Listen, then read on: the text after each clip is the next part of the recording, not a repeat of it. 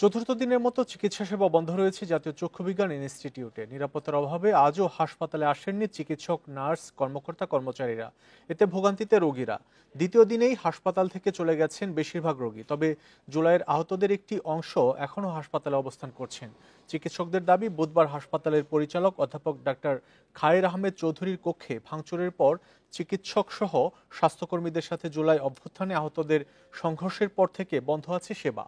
এর আগে গত রোববার হাসপাতালের পরিচালকের কক্ষে 4 আহত তরুণের বিষপানকে কেন্দ্র করেই এই ঘটনা। খোঁজ নিয়ে জানা গেছে, ঘটনার পর চোখের জরুরি সেবা নিতে আসা 1.5 শতাধিক রোগী হাসপাতাল ছেড়ে চলে যান।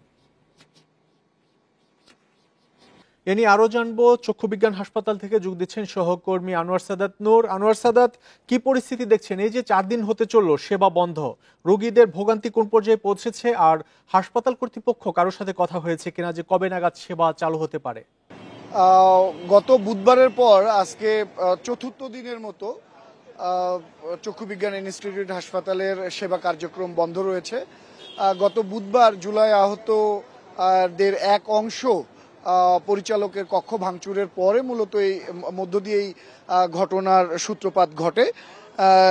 সেখানে তারা যেসব দাবি নিয়ে পরিচালকের কাছে যান এবং একটি পর্যায়ে তার কক্ষ ভাঙচুর করেন এবং সেখানে যে চিকিৎসক এবং যারা নার্স ছিলেন তাদের ওপরও হামলা করা হয়। এতে 9 জন আহত হন বলে কিন্তু চিকিৎসকদের পক্ষ থেকে জানানো হয়। তারপর থেকে কিন্তু এই চক্ষু বিজ্ঞান ইনস্টিটিউট ও হাসপাতালটি সেবা কার্যক্রম বন্ধ রয়েছে আজকে চতুর্থ দিনের মতো। আমরা দেখছি যে সকাল থেকেই কিন্তু যারা রোগী বা সেবা নিতে এসেছেন তারা দরজা মানে মূল ফটক যেটি, সেই ফটকের বাইরে এসে অপেক্ষা করছেন।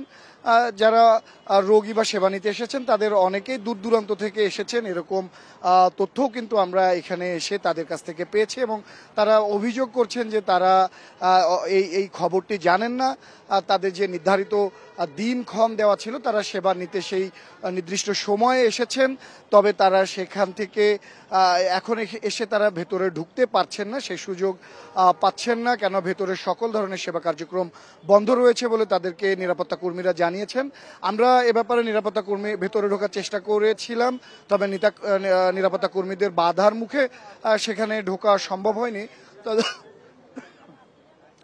নিরাপত্তা কর্মীদের কাছ থেকে আমরা জেনেছি যে ভেতরে কোনো চিকিৎসক বা নার্স কেউই আসেননি। তারা আতঙ্কের মধ্যে আছেন, যেহেতু তাদের উপরে হামলা করা হয়েছিল সেই আতঙ্ক, এবং ভেতরে যারা আবাসিক ছিলেন তাদেরকেও নিরাপদে সরিয়ে নেওয়া হয়েছে, এমনটাই জানিয়েছেন এখানকার নিরাপত্তা কর্মীরা। তারা বলছেন যে সকল হাসপাতাল কর্তৃপক্ষ থেকে তাদেরকে জানানো হয়েছে যে সকল ধরনের সেবা কার্যক্রম অনির্দিষ্ট সময়ের জন্য বা আপাতত বন্ধ থাকবে। তাদেরকে কতদিন বা কতক্ষণ সেটা জানানো হয়নি।